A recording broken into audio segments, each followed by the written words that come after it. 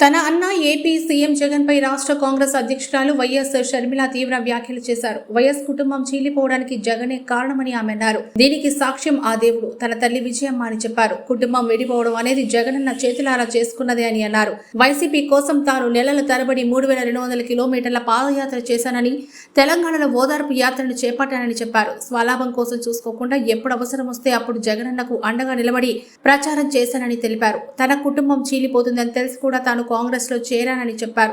YCP నేతలు తను వ్యక్తిగతంగా టార్గెట్ చేస్తూ విమర్శిస్తారని తనకు తెలుసని అన్నారు.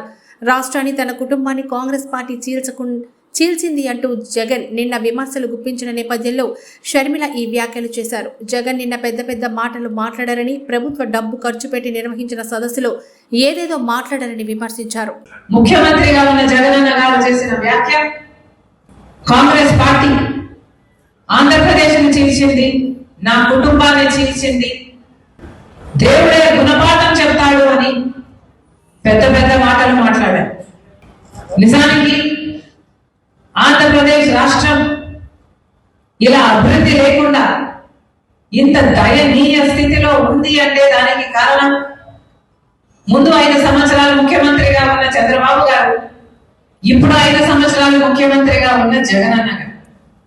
ఈరోజు రాజశేఖర రెడ్డి గారి కుటుంబం చీలింది అంటే అది చేతులారా చేసుకున్నది జగనన్న గారు.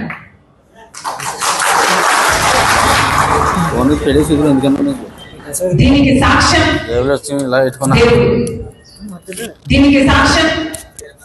నా తల్లి విజయమ్మ, రాజశేఖర రెడ్డి గారి భార్య. దీనికి సాక్ష్యం నా యావత్ కుటుంబం. జగన్మోహన్ రెడ్డి గారి పార్టీ ఇబ్బందుల్లో ఉంటే 18 మంది ఎమ్మెల్యేలు ఆ రోజు రాజీనామాలు చేసి జగనన్న వైపు నిలబడితే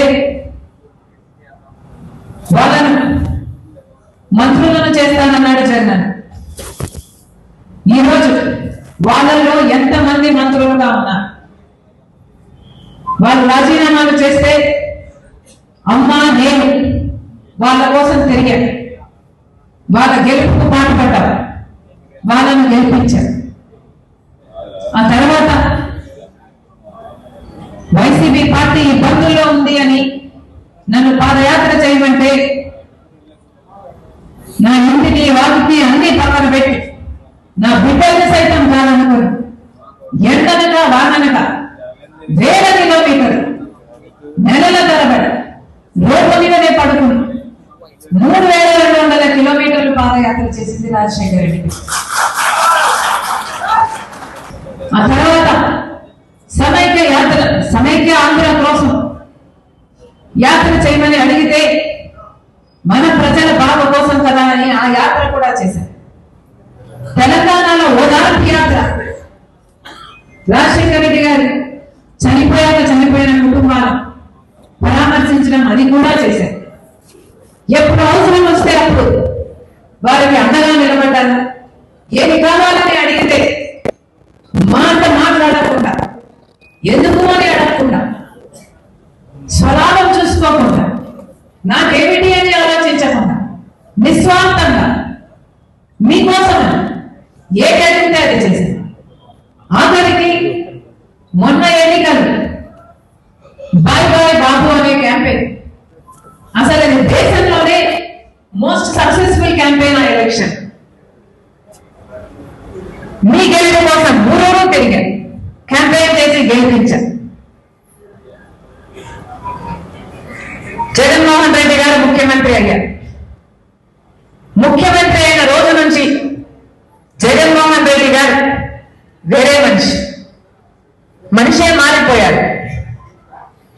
అయినా సరే నాకు వ్యక్తిగతంగా అన్యాయం చేసినా కూడా పర్వాలేదు, తాను మంచి ముఖ్యమంత్రి అయితే చాలు, రాజశేఖర రెడ్డి గారి పేరు నిలబెడితే చాలు, రాజశేఖర రెడ్డి గారి ఆశయాలను నిలబెడితే చాలు, ఆయన జోలికి వెళ్ళకూడదు అని, ఆయన నిజంగానే ప్రజలకు మేలు చేస్తాడు అని ఆశించాం. కానీ ఇప్పటికీ దాదాపు 5 సంవత్సరాలు చూశాను. ఈ 5 సంవత్సరాలు గారు, ఆయన పార్టీ, గెలిచిన ఎమ్మెల్యేలు, గెలిచిన ఎంపీలు మొత్తం అందరూ బీజేపీకి పార్టీకి బానిసలుగా మారారు. బీజేపీ పార్టీకి ఒక్క ఎమ్మెల్యే గెలవలేదు, ఒక్క ఎంపీ కూడా గెలవలేదు. అయినా కూడా ఈరోజు రాజ్యం వేలుతున్నది మన రాష్ట్రంలో ఏ పార్టీ అని చూస్తే అది బీజేపీ పార్టీ. కారణం, జగన్మోహన్ రెడ్డి గారు మొత్తం తన పార్టీనే కాదు రాష్ట్రాన్ని కూడా బీజేపీ పార్టీకి బానిసలుగా చేశారు. కాంగ్రెస్ పార్టీ 5 సంవత్సరాలు స్పెషల్ స్టేటస్ అంటే చంద్రబాబు గారు లేదు 10 సంవత్సరాలు కావాలి అన్న, బీజేపీ పార్టీ లేదు 10 సంవత్సరాలు ఇస్తాను అన్న. బీజేపీ పార్టీ ఇదే విధానంతో ఎలక్షన్ లో కూడా వెళ్ళదు. అప్పుడు చంద్రబాబు గారు చెప్పిన మాట లేదు, స్పెషల్ స్టేటస్ 15 సంవత్సరాలు కావాలి అన్న. నేను స్పెషల్ స్టేటస్ కోసమే బీజేపీతో పొత్తు పెట్టుకుంటున్నానన్నా. పొత్తు పెట్టుకున్నాడు, గెలిచాడు, ముఖ్యమంత్రి అయ్యాడు చంద్రబాబు గారు. ఆఖరికి వాళ్ళు మంత్రి పదవులు ఇస్తే వాళ్ళ కేబినెట్ లో మంత్రులు కూడా అయ్యారు. స్పెషల్ స్టేటస్ కోసమే పొత్తు పెట్టుకుంటున్నాను బీజేపీతో అని చెప్పిన చంద్రబాబు గారు ఆ తర్వాత అసలు స్పెషల్ స్టేటస్ గురించి ఈయన మాట్లాడటం కాదు కదా, ఎవరైనా ఉద్యమాలు చేస్తే కూడా వాళ్ళ మీద కేసులు పెట్టారు, వాళ్ళని జైల్లో పెట్టాడు చంద్రబాబు. ఆ సమయంలో జగనన్న గారు ప్రతిపక్ష నాయకుడిగా ఉన్నాడు. ప్రతిరోజు స్పెషల్ స్టేటస్ కోసం ఉద్యమించారు. ప్రతిరోజు స్పెషల్ స్టేటస్ ఏమైంది అని చంద్రబాబు గారిని నిలదీశారు. ఎన్నో నిరాహార దీక్షలు కూడా చేశారు. ఆ రోజు జగనన్న చెప్పిన మాట, ముక్కుమ్మడిగా రాజీనామాలు చేద్దాం, ఎంపీలందరూ రాజీనామాలు చేద్దాం, స్పెషల్ స్టేటస్ ఎందుకు రాదో చూద్దాం, బీజేపీ ప్రభుత్వం స్పెషల్ స్టేటస్ ఎందుకు ఇవ్వాలో చూద్దాం అని టీడీపీకి సవాలు విసిరారు. ఆ తర్వాత జగనన్న గారు ముఖ్యమంత్రి అయ్యారు. జగన్